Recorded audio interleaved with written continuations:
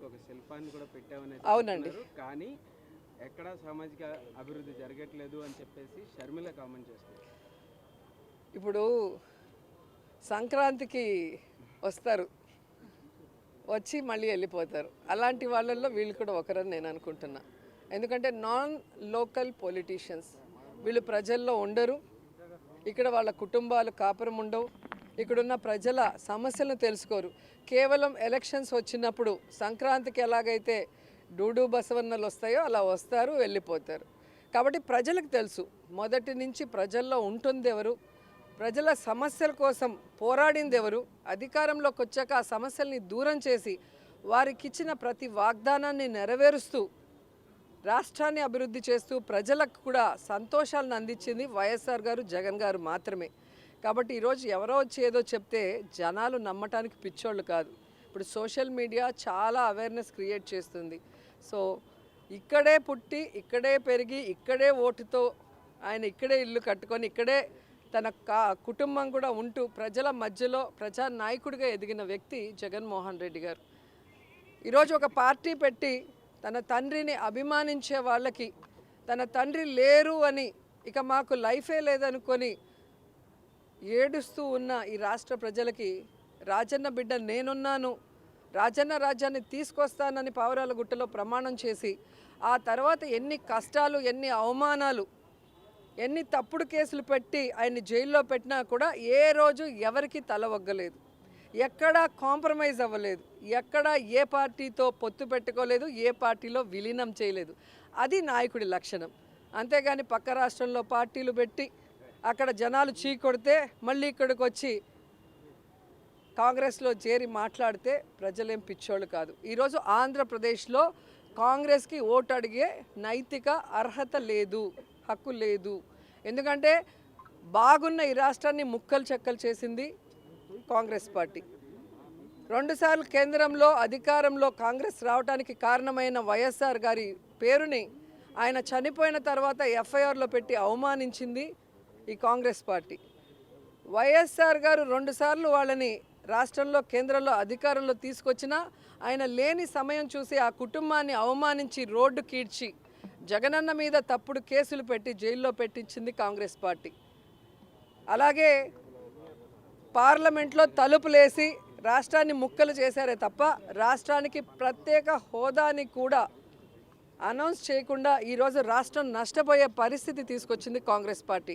అలాంటి కాంగ్రెస్ పార్టీలోకి ఎవరొచ్చి ప్రచారం చేసినా వాళ్ళు జీరో అవుతారన్న విషయం వాళ్ళు తెలుసుకోవాలి. రీజనల్ పార్టీలు నియంత్రణలో మారుతున్నాయి అని చెప్పేసి కూడా షర్మిల కామెంట్ చేస్తారు.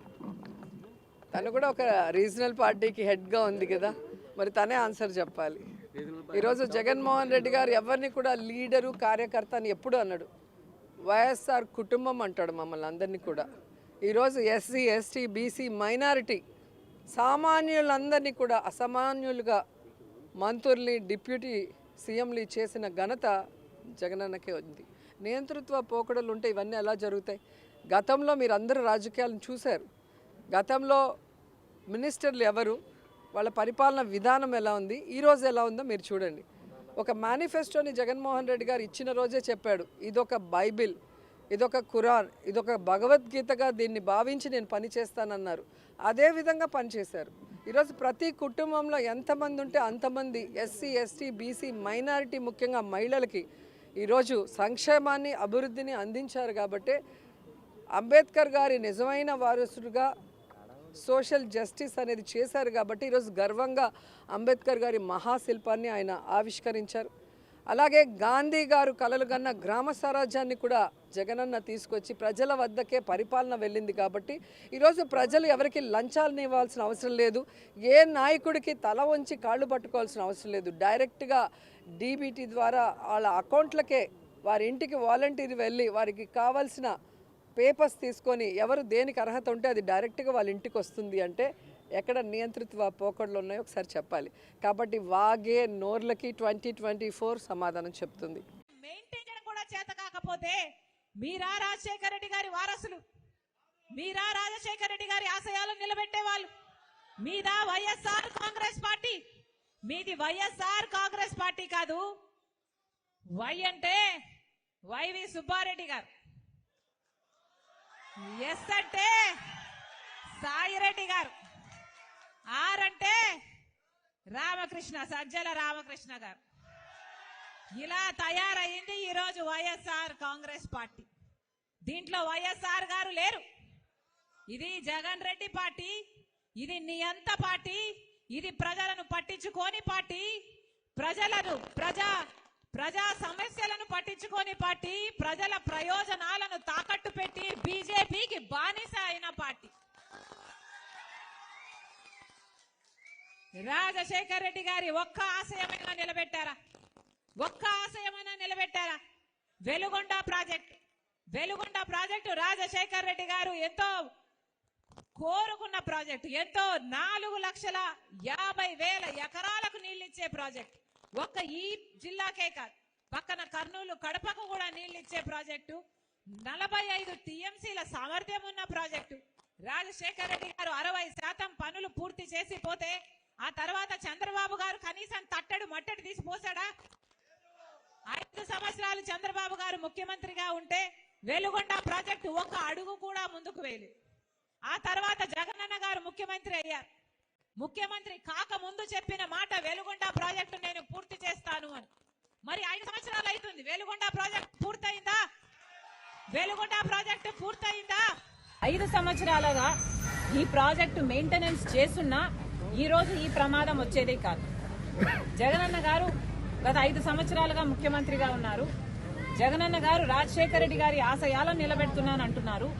కానీ సమాధానం చెప్పాల్సిన విషయం ఏమిటంటే, రాజశేఖర రెడ్డి గారు 750 కోట్లు పెట్టి ఈ ప్రాజెక్టును కడితే మీరు కనీసం సంవత్సరానికో లేకపోతే 2-3 సంవత్సరాలకు ఒకసారో 2 కోట్లో 4 కోట్లో రిలీజ్ చేసినా ఈ మెయింటెనెన్స్ పనులు జరుగుతాయి. కానీ రాజశేఖర రెడ్డి గారు 700 కోట్లు పెట్టి ప్రాజెక్టు కడితే మీకు కనీసం ప్రాజెక్టు మెయింటైన్ చేసే ఇంగితం కూడా లేదు అంటే మరి మీరు రాజశేఖర రెడ్డి గారి ఆశయాలను ఎలా నిలబెడుతున్నారో వైసీపీ నాయకులు సమాధానం చెప్పాలి. రాజశేఖర రెడ్డి గారు ఎంతో చిత్తశుద్ధిగా జలయజ్ఞం తలపెడితే ఈ ప్రాజెక్టు సాధ్యమైంది. 1,00,000 ఎకరాలకు నీళ్లిస్తున్నది. ఒంగోలు పట్టణంతో సహా చుట్టుపక్కల మండలాలకు తాగునీరు కూడా ఇస్తున్నది. మీ పుణ్యమా అని ఈరోజు ఇంతమంది మంత్రులు, ఎమ్మెల్యేలు వీళ్ళందరూ ఉన్నారు ఇక్కడ.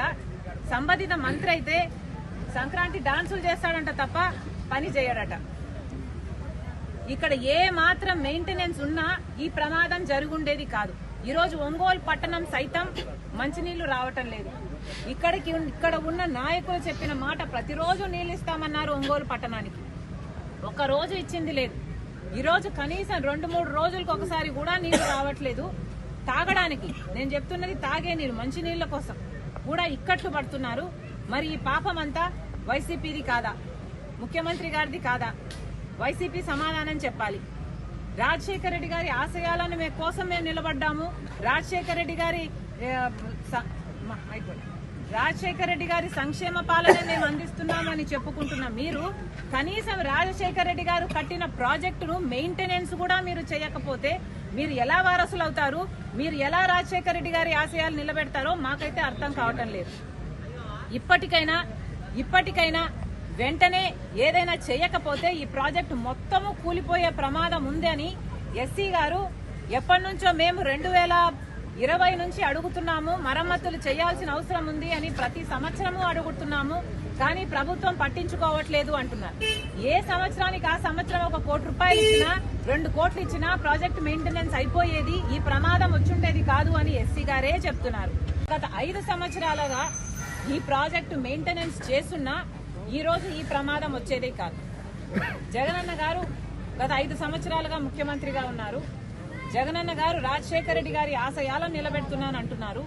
కానీ సమాధానం చెప్పాల్సిన విషయం ఏమిటంటే, రాజశేఖర రెడ్డి గారు 750 కోట్లు పెట్టి ఈ ప్రాజెక్టును కడితే మీరు కనీసం సంవత్సరానికో లేకపోతే 2-3 సంవత్సరాలకు ఒకసారో 2 కోట్లో 4 కోట్లో రిలీజ్ చేసినా ఈ మెయింటెనెన్స్ పనులు జరుగుతాయి.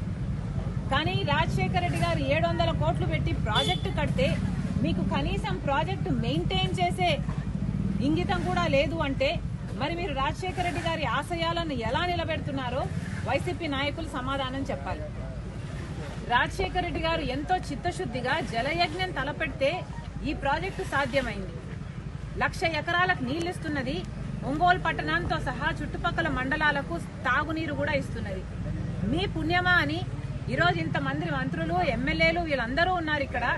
సంబంధిత మంత్రి అయితే సంక్రాంతి డాన్సులు చేస్తాడంట తప్ప పని చేయడట. ఇక్కడ ఏ మాత్రం మెయింటెనెన్స్ ఉన్నా ఈ ప్రమాదం జరుగుండేది కాదు. ఈరోజు ఒంగోలు పట్టణం సైతం మంచినీళ్లు రావటం లేదు. ఇక్కడ ఉన్న నాయకులు చెప్పిన మాట ప్రతిరోజు నీళ్ళు ఇస్తామన్నారు ఒంగోలు పట్టణానికి, ఒక్క రోజు ఇచ్చింది లేదు. ఈరోజు కనీసం 2-3 రోజులకు ఒకసారి కూడా నీళ్లు రావట్లేదు. తాగడానికి, నేను చెప్తున్నది తాగే నీరు, మంచి నీళ్ల కోసం కూడా ఇక్కట్లు పడుతున్నారు. మరి ఈ పాపం అంతా వైసీపీది కాదా, ముఖ్యమంత్రి గారిది కాదా? వైసీపీ సమాధానం చెప్పాలి. రాజశేఖర రెడ్డి గారి ఆశయాలను కోసం మేము నిలబడ్డాము. రాజశేఖర రెడ్డి గారి సంక్షేమ పాలన మేము అందిస్తున్నామని చెప్పుకుంటున్న మీరు కనీసం రాజశేఖర రెడ్డి గారు కట్టిన ప్రాజెక్టును మెయింటెనెన్స్ కూడా మీరు చేయకపోతే మీరు ఎలా వారసులు అవుతారు? మీరు ఎలా రాజశేఖర రెడ్డి గారి ఆశయాలు నిలబెడతారో మాకైతే అర్థం కావటం లేదు. ఇప్పటికైనా వెంటనే ఏదైనా చేయకపోతే ఈ ప్రాజెక్టు మొత్తము కూలిపోయే ప్రమాదం ఉంది అని ఎస్సీ గారు ఎప్పటి నుంచో మేము 2020 నుంచి అడుగుతున్నాము. మరమ్మతులు చేయాల్సిన అవసరం ఉంది అని ప్రతి సంవత్సరము అడుగుతున్నాము. కానీ ప్రభుత్వం పట్టించుకోవట్లేదు అంటున్నారు. ఏ సంవత్సరానికి ఆ సంవత్సరం 1 కోటి రూపాయలు ఇచ్చినా 2 కోట్లు ఇచ్చినా ప్రాజెక్ట్ మెయింటెనెన్స్ అయిపోయేది, ఈ ప్రమాదం వచ్చుండేది కాదు అని ఎస్సీ గారే చెప్తున్నారు. ఎస్సీ గారు చెప్తున్న ఇంకొక విషయం ఏమిటంటే 10 కోట్లు ఇచ్చినా కూడా ఈ రోజు చేయాల్సిన మరమ్మతులు అయితేనేమి, రీప్లేస్మెంట్లు అయితేనేమి చేసుకుంటే ప్రాజెక్టు నిలబడుతుంది. లేకపోతే ఈ ప్రాజెక్టు నిలబడే అవకాశమే లేదు, మొత్తం నాశనం అయిపోతుంది, అసలు ప్రాజెక్టు కట్టి కూడా వృధా అయిపోతుంది అని చెప్తున్నారు. కనీసం ఇప్పుడైనా కళ్ళు తెరవండి. వెంటనే చేయాల్సిన పనులు ఇప్పుడు అంటున్నారు. మిర్చి పంట వేసుకున్నామమ్మా, ఇంకో పంట వేసుకున్నాము, మాకు ఇబ్బందులు వస్తాయి, ఫిబ్రవరి మార్చి నెలలో మాకు చాలా ఇబ్బందులు కలిగే అవకాశం ఉంది అని.